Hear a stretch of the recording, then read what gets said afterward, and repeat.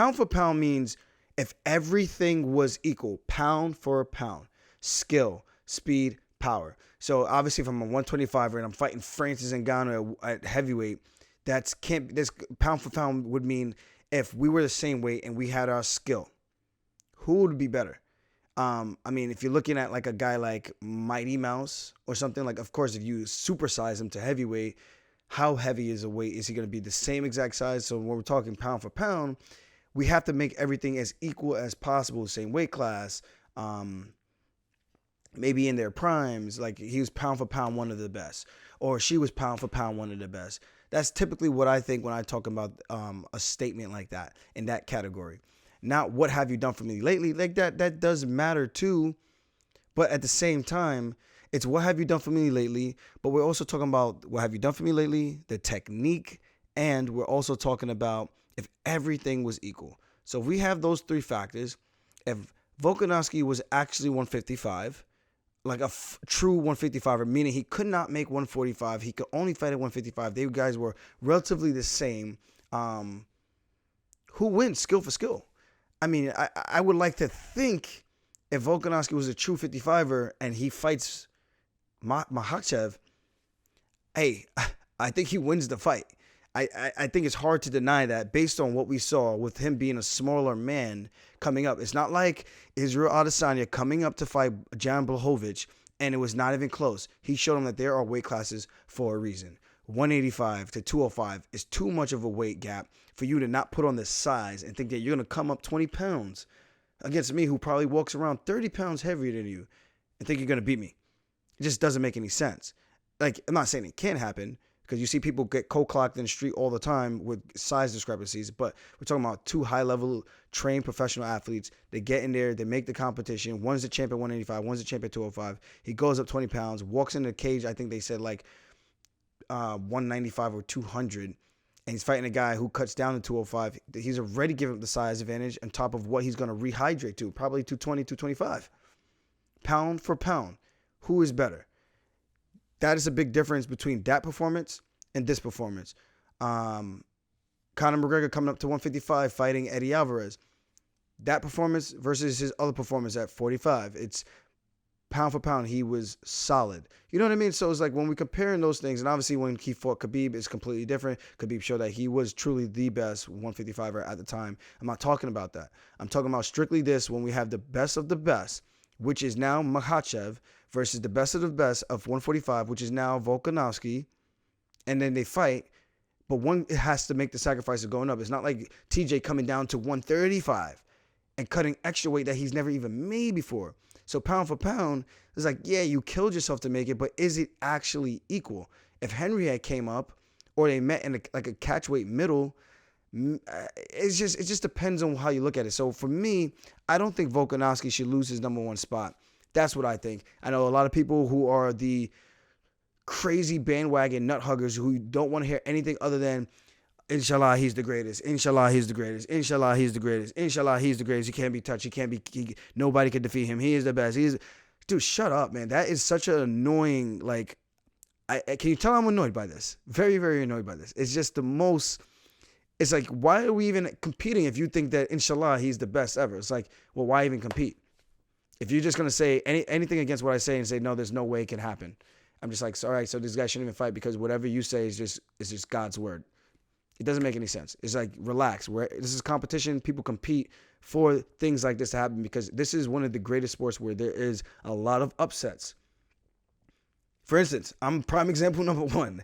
My coach, Matt Serra, prime example number two, maybe even number one. Not even having a chance in hell to beat George St. Pierre. He knocks him out. I mean, not a chance in hell. There's no way you're not on his level. There's no way you could close the gap, blah, blah, blah. You got to take it now. He's not even a wrestler. He's a boxer, and he threw your...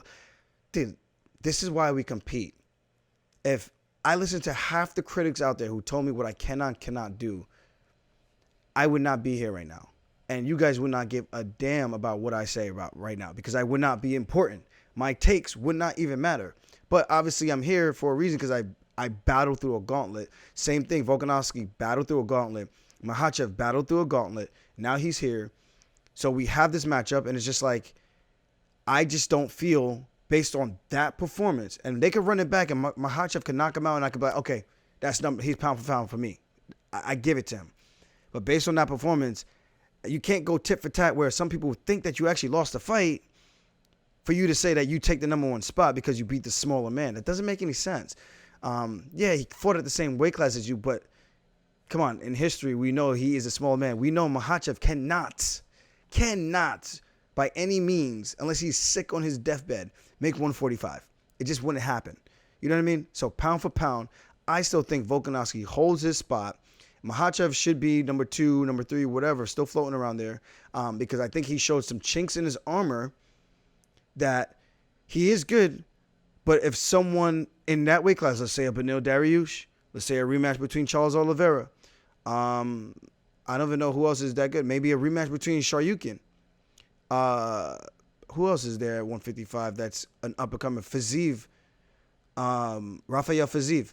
These are good matchups that could give us a lot of answers in terms of where Makhachev really is in this pound-for-pound list that everyone cares about. To me, the pound-for-pound is so subjective that does not even matter.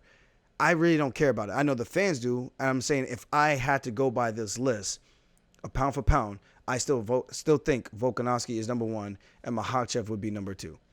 Just based on that performance, because if they're that neck and neck, with one giving up 10 pounds to the much bigger man, and he fought his ass off like that. Guys, give credit where credit is due. Makhachev won the fight, yes.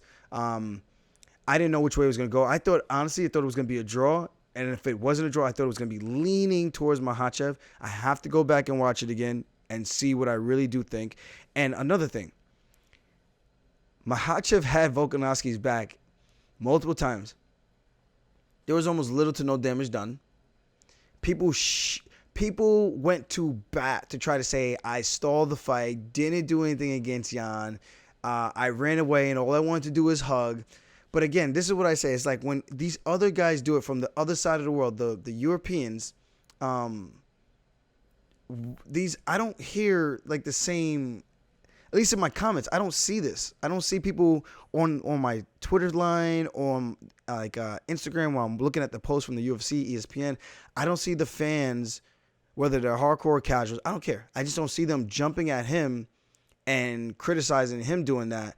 But when I do it, it's an issue. It's like they expect me, maybe because I'm black, that I'm supposed to go out there and just start throwing hands. I'm like, no, I actually like grappling. I'm a very good grappler, and I'm going to stick to what I'm actually good at. So if you want to call me the black Khabib, you want to call me the black Dagestani, the black Georgian, the black Chechen, whatever you want to call me. Black Jamaican, Chechen, black Jamaican, Georgian, whatever, dude. Like, at the end of the day, I'm using my grappling to my advantage. But when I do it, it's a problem, and I'm actually looking for submissions. I'm not saying Makhachev wasn't, but Volkanovski did a very good job of neutralizing the wrist control and making it extremely difficult for Makhachev to submit him. And that just shows good defense. So what Petr Yan did, the same exact thing. Great defense. They both did their homework. Volkanovski did his homework. Petr Yan did his homework. They both survived in those positions. They didn't take a lot of damage, even though I will say that Yan took more damage than Volkanovski took in damage in this 25-minute fight. In my personal opinion, you could go back and watch the strike count and see who actually threw more punches in that position and did more damage. And you guys be the critics there. And leave the comments. Let me know what you honestly do think, because I remember from my fight, watching it multiple times and watching that fight, Makhachev had a lot of control time, but there wasn't a lot of damage done in those positions. And then on top of that, when Volkanovski was giving up his back in that 4th round, I didn't know how to score that round. And I jokingly said it's a 10-8. Guys, I know it's not a 10-8. I jokingly said that because he's playing to the crowd while he's in a bad position, not in trouble, in any threat of any danger, because he's not being actively having to defend submissions or Kimura locks, arm bars. And he's punching Makhachev in his face, yelling at him, yelling at the crowd, and just putting on a show. And I just thought that was fun and entertaining. I'm like, man, this is supposed to be a position where he's supposed to be panicking and shitting himself, and he's actually having a great time and landing a lot of damage in this position, where I'm like, you can make a case that he actually won that round, or that round is a 10-10. Like, you can't have a dominant position and get beaten up more in that dominant position and be like, yeah, I won the round. It just doesn't add up. But hey, what do I know, right? I don't know much. I guess people don't, whatever. Either way, great fight, man. It had me on the edge of my seat the entire time. Like, yeah, it wasn't this crazy war, but you had this tenseness. Every time Makhachev got him down, you're like, oh, it's over. He's going to submit him. And then Volkanovski survives. He gets up and he's just like, yeah, I told you. If I get taken down, good luck trying to finish me. Like, I put myself through the ringer. and I know I'm ready for this. And then Makhachev will crack Volkanovski, and I'm like, oh, he's about to knock him out. Islam was right. He's about to knock him out. He wants to knock him out, and he's going to knock him out. Then he survives, and he comes back, and he pushes back and throws his own combinations.